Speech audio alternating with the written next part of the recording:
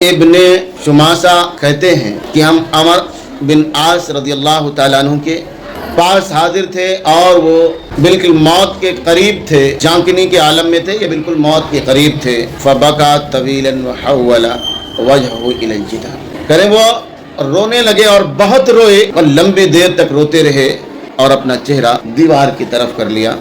فجعل ابنہ یقول، تو ان کا بیٹا ان سے کہہ رہا تھا، یا ابتاہ، اے میرے ابا جان، اما بشرک رسول اللہ صلی اللہ علیہ وسلم بکذا، کہ آپ کو اللہ کے رسول صلی اللہ علیہ وسلم نے اس چیز کی بشارت نہیں دی ہے؟ قال، راوی کہتے ہیں فاقبل بوجهه، تو حضرت عمر بن عاص رضی اللہ تعالیٰ عنہ اپنے بیٹے کی طرف متوجہ ہوئی۔ فقال، انہوں نے کہا، ان افضل ما نعد شہادت لا الہ الا اللہ وان محمد رسول اللہ، کہا یقیناً ہم جس چیز کو سب سے زیادہ افضل شمار کرتے ہیں وہ لا الہ الا اللہ کی گواہی دینا اور محمد الرسول اللہ صلی اللہ علیہ وسلم کی گواہی دینا ہے۔ کہا وانی قد کنت علی اطباق ثلاث، کہا یقیناً میں 3 دور پر تھا، 3 حالتوں پر تھا، ہماری زندگی کی 3 حالتیں تھیں۔ لقد رأیتنی وما احد اشد بغضا لرسول اللہ صلی اللہ علیہ وسلم منی، جب تم ہماری زندگی کا مطالعہ کرو گے تو تم نہیں پاؤ گے کہ مجھ سے زیادہ کوئی اللہ کے نبی صلی اللہ علیہ وسلم کو ناپسند کرتا ہو۔ ولا احب الی ان اکون قد استمکنت منہ فقتلتہ، اور مجھ سے زیادہ کوئی اس بات کو پسند نہیں کرتا تھا کہ اگر میں اللہ کے نبی صلی اللہ علیہ وسلم پر قدرت پا جاؤں تو آپ کو قتل کر دوں۔ میری زندگی کا پہلا دور یہ تھا کہ سب سے زیادہ مجھے اللہ کے رسول صلی اللہ علیہ وسلم سے نفرت تھی، سب سے زیادہ میں ہی اللہ کے نبی صلی اللہ علیہ وسلم پر قدرت حاصل کر کے آپ کو قتل کرنا چاہتا تھا۔ لو مت علی تلک الحال لکنت من اہل النار، اگر اس حالت میرا انتقال ہو جاتا، میری وفات ہو جاتی تو میں جہنمی ہوتا، لکنت من اہل النار، تو میں جہنم والوں میں سے ہوتا۔ فلما جعل اللہ الاسلام فی قلبی، لیکن اللہ تبارک و تعالیٰ نے جب اسلام کو میرے دلوں کے اندر گھر کر دیا۔ یہ ہیں خالد ابن ولید ہیں، یہ وہ صحابہ کرام ہیں جو بذات خود اسلام قبول کرنے کے لیے مکہ مکرمہ سے مدینہ آئے۔ کہا فلما جعل اللہ الاسلام فی قلبی، لیکن جب اللہ تبارک و تعالیٰ نے اسلام کو میرے دل کے اندر بسا دیا، میرے دل کے اندر ڈال دیا، آتیت النبی صلی اللہ علیہ وسلم، تو میں اللہ کے نبی صلی اللہ علیہ وسلم کے پاس آیا۔ فقلت ابسط یمینک فلابایعک، کیا کہا؟ میں نے اللہ کے نبی صلی اللہ علیہ وسلم سے کہا کہ آپ اپنے دائیں ہاتھ کو پھیلائیے، میں آپ سے بیعت کروں گا۔ اللہ کے نبی صلی اللہ علیہ وسلم نے اپنے ہاتھ کو پھیلایا، کہہ رہے ہیں فقبضت یدی، تو میں نے اپنے ہاتھ سمیٹ لیے۔ تو اللہ کے نبی صلی اللہ علیہ وسلم نے کہا مالک یا عمر، اے عمر تم کو کیا ہو گیا ہے؟ کہتے ہیں میں نے کہا میں چاہتا ہوں کہ کچھ شرطیں رکھوں۔ اللہ کے نبی صلی اللہ علیہ وسلم نے کہا تم کون سی شرط رکھنا چاہتے ہو؟ کہہ رہے میں نے کہا این یغفر لی، اور کوئی شرط نہیں ہے، بس میرے گناہ بخش دیے جائیں۔ اللہ کے نبی صلی اللہ علیہ وسلم نے فرمایا اما علمت ان الاسلام یہدم ما کان قبلہ، کیا تم کو پتہ نہیں ہے کہ اسلام اپنے سے پہلے تمام گناہوں کو مٹا دیتا ہے؟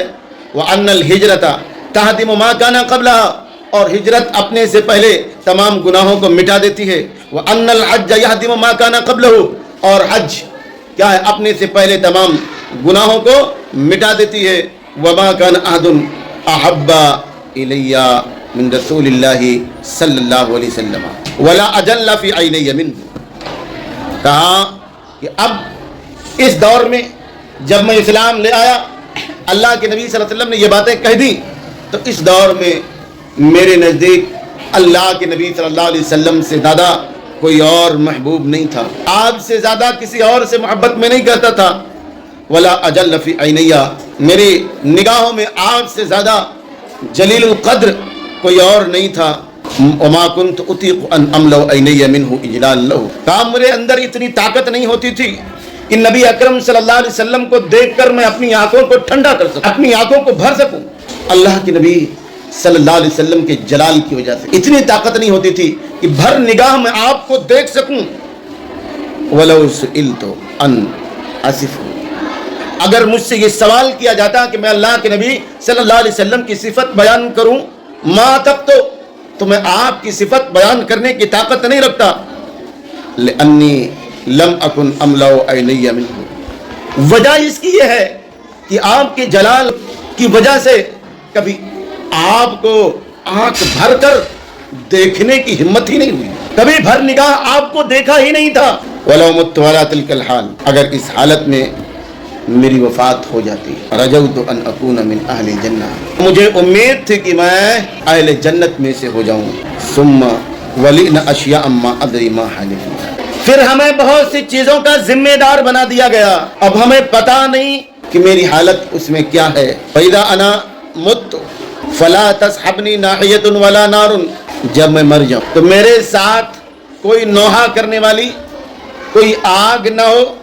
फैदा दफन तुमूनी, जब मुझे तुम लोग दफन कर दो, फशन्नु अलैहि तुराब शन्नन, और मेरे ऊपर मिट्टी को डाल दो।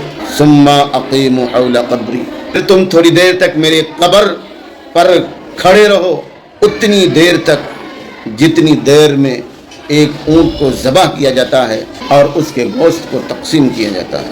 हत्ता अस्तअनिस बिकुम, यहाँ तक कि मैं तुमसे मानूस हो जाऊं। व अनजुरा मादा उराजिउ बिही रुसुल रब्बी, और मैं ये देखूं कि मेरे साथ मेरे रब के फरिश्तों का क्या मामला है, मेरे साथ मेरे रब के फरिश्तों का क्या मामला है।